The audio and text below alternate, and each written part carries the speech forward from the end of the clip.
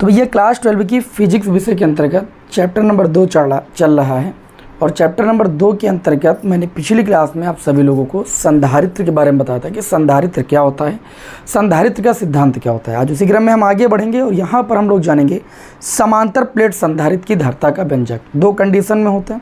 पहली कंडीशन, जब समांतर प्लेट संधारित्र की दोनों प्लेटों के बीच जो परावैद्युत पदार्थ हो वो पूर्णतः भरा हो, और दूसरी कंडीशन है जब दोनों प्लेटों के बीच जो के परावैद्युतांक की मोटाई की पट्टी है वो रख दी जाए तो समांतर प्लेट संधारित्र की धारिता का क्या व्यंजक होगा।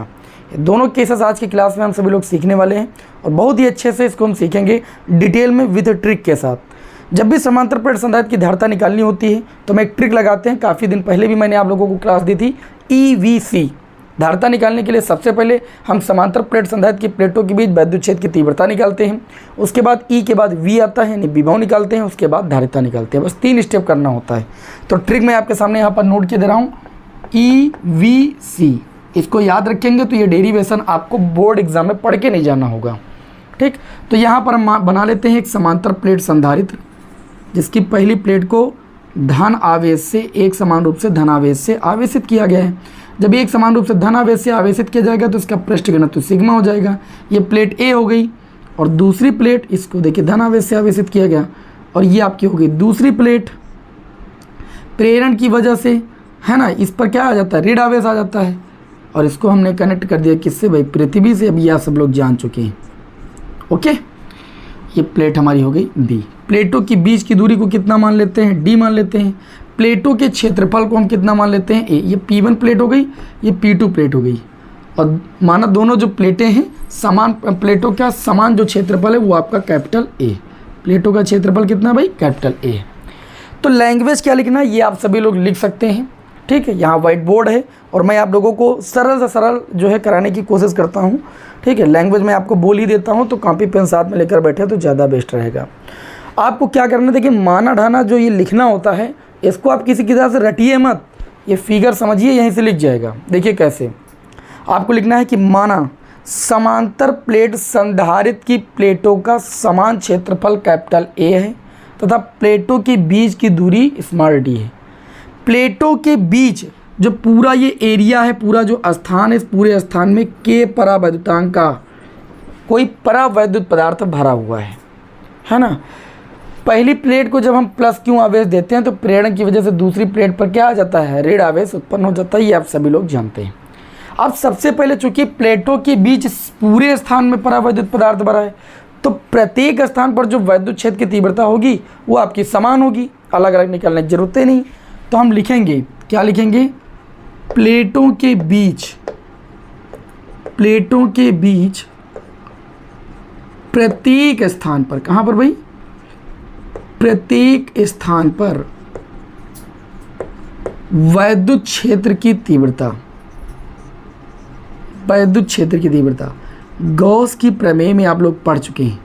दो चालक प्लेटों के बीच जो वैद्युत क्षेत्र की तीव्रता होती है, अगर एक समान रूप से प्लेट आवेशित की गई तो उसका पृष्ठ सिग्मा होता है और प्लेटों के बीच अगर कोई के परावैद्युतांक माध्यम का परावैद्युत पदार्थ है तो के एप्सिलॉन नॉट, नहीं तो सिग्मा अपान एप्सिलॉन नॉट होता है। जो अचालक चादर थी उसके कारण वैद्युत क्षेत्र की तीव्रता सिग्मा अपान 2 एप्सिलॉन नॉट थी, जबकि प्लेट के कारण कितनी आई थी, सिग्मा अपान एप्सिलॉन नॉट।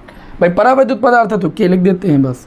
अब चूंकि यहाँ पर सिग्मा बराबर आप लोगों ने पढ़ा क्यू अपान ए होता है, तो जब क्यू अपान ए रखेंगे तो ये हो जाएगा के ए एप्सिलॉन नॉट। यहाँ लिख सकते हैं सिग्मा बराबर हम लोगों ने पढ़ा है क्यू अपान ए, इसी वजह से ये आपका आ गया। हमने प्लेटों के बीच वैद्युत क्षेत्र की तीव्रता निकाल ली, मैंने जैसा ट्रिक में बताया। इसके बाद हम प्लेटों के बीच क्या निकालेंगे भाई, वैद्युत विभव। लिखेंगे यदि प्लेटों के बीच उत्पन्न विभवांतर, क्या भाई, उत्पन्न विभवांतर V तथा प्लेटों के बीच की दूरी, प्लेटों के बीच की दूरी कितनी हो, स्मॉल d हो, तो हम सभी लोगों ने एक संबंध पढ़ा था विभव परिवर्तन और वैद्युत क्षेत्र की तीव्रता में संबंध से E बराबर V बाई डी, डी होती है दूरी। तो यहाँ से अगर हम V की वैल्यू निकालेंगे तो V बराबर आ जाएगा E इंटू में D। देखिए V बराबर ED आ जाएगा।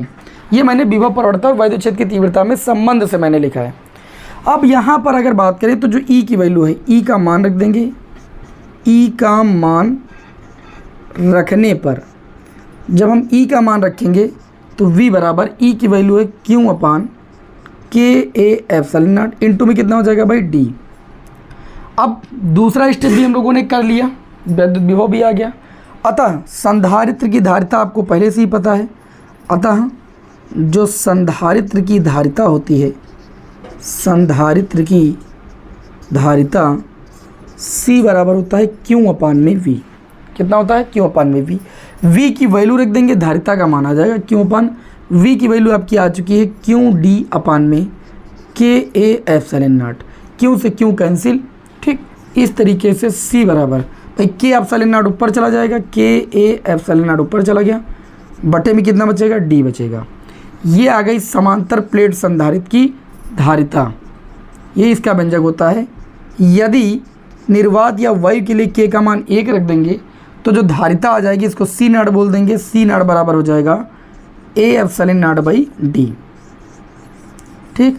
अगर इन दोनों का रेशियो निकाल लें तो एक बार निकाल चुके हो, इन दोनों का रेशियो आता है C not, C by C not बराबर के। ये आप सभी लोग अभी गोली चालक की धारिता में निकाल चुके हैं, ठीक। जहाँ C जो होती है वो के परावैतांक वाले माध्यम में धारिता होती है समांतर प्लेट संधारित्र की, और C नॉट जो होती है वो निर्वात या वायु में समांतर प्लेट संधारित्र की धारिता होती है। इन दोनों का रेशियो माध्यम में स्थित जो परावैद्युत पदार्थ होता है उसके परावैतांक के बराबर होता है। तो ये हो गई समांतर प्लेट संधारित्र की धारिता का व्यंजक जब प्लेटों के बीच पूर्णतः परावैद्युत पदार्थ भरा हो। बताओ कितना आसान था। EVC सबसे पहले प्लेटों के बीच मैंने उत्पन्न वैद्युत क्षेत्र की तीव्रता निकाली, उसके बाद प्लेटों के बीच उत्पन्न मैंने विभवांतर निकाला, उसके बाद समांतर प्लेट संधारित्र की धारिता का सूत्र लगा दिया, V की वैल्यू रख दिया, आंसर आ गया। कितना आसान, इससे भी आसान हो सकता है। अब चलिए हम सभी लोग इसके बाद जो दूसरी कंडीशन है, जब प्लेटों के बीच आंशिक रूप से कोई परावैद्युत पदार्थ रखा हो तो उसके कारण धारिता को निकालेंगे, है ना। इसको रफ कर दूं भाई, चलिए इसको हम रफ कर देते हैं। जब प्लेटों के बीच, अब दूसरी कंडीशन आ जाएगी, यहाँ पर एक की जगह दूसरी कंडीशन हो जाएगी, जब प्लेटों के बीच आंशिक रूप से परावैद्युत पदार्थ हो। क्या हो भाई? आंशिक रूप से परावैद्युत पदार्थ हो। उसका भी फिगर बनाना पड़ेगा, और उसमें देखिए 3 कंडीशंस भी हैं आपकी, 3 केसेस भी हैं, आपको वो भी समझना है। तो बहुत धैर्य के साथ समझिए और इसको हम समझाने की कोशिश आपको करते हैं आसान से आसान भाषा में। केस नंबर 2, जब प्लेटों के बीच आंशिक रूप से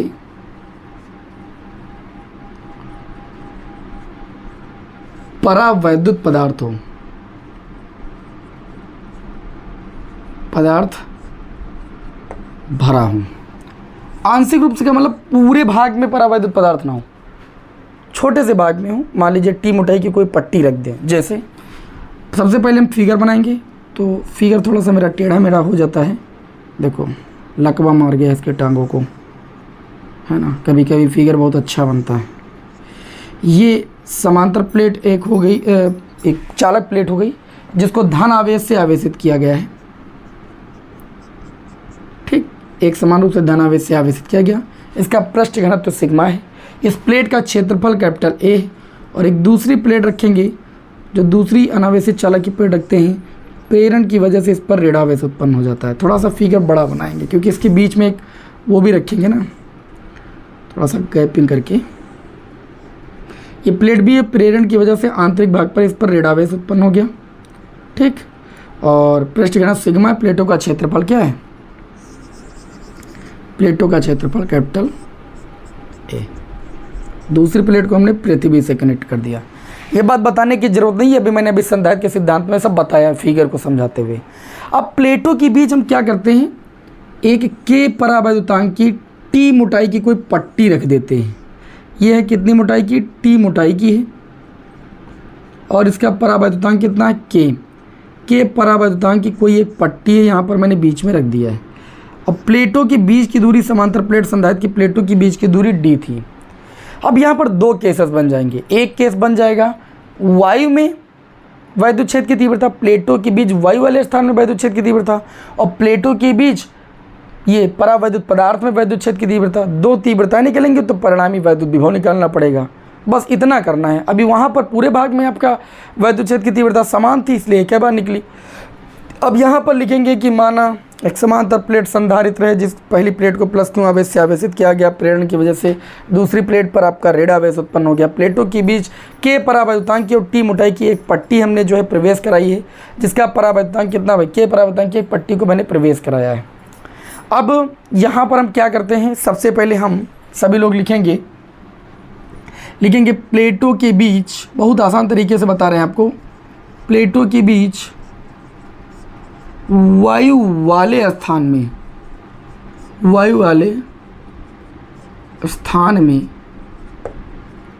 वैद्युत क्षेत्र की तीव्रता, वायु वाले स्थान में वैद्युत क्षेत्र की तीव्रता निकालेंगे। इसको E1 नाम दे देंगे। E1 बराबर हो जाएगा सिग्मा अपान, भाई वायु है तो K की वैल्यू 1 होगी, सिग्मा अपान एप्सिलॉन नॉट हो जाएगा। सिग्मा की वैल्यू होती है Q अपान A, तो Q upon A epsilon not. इसी प्रकार प्लेटों